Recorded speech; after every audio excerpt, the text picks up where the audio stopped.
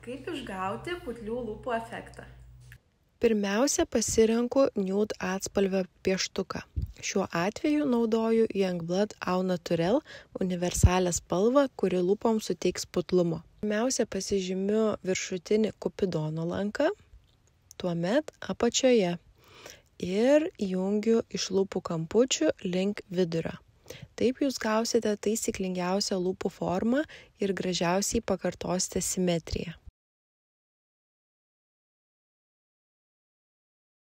Neįsigaskite, kad lūpų kontūras dabar atrodo kontrastingai. Būtent to mums reikia, kad išgauti putlių lūpų efektą. Pasitikėkite procesu.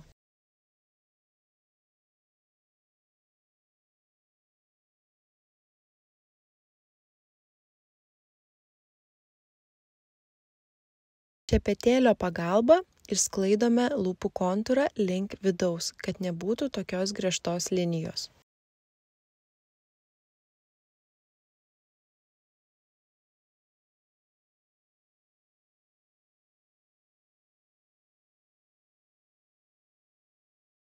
Geriausiai efektą padės pasiekti šviesesni lūpų dažai. Aš rinkausi atspalvį Naked. Labai gražus nude atspalvis tinkantis lietuvaitėms.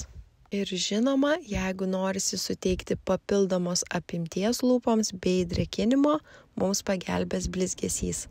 Aš tiesiog dievinu būtent šį atspalvį Devotion ir blizgesio tekstūra yra nuostabi. Tai yra mano pats mylimiausias kasdien naudojamas produktas.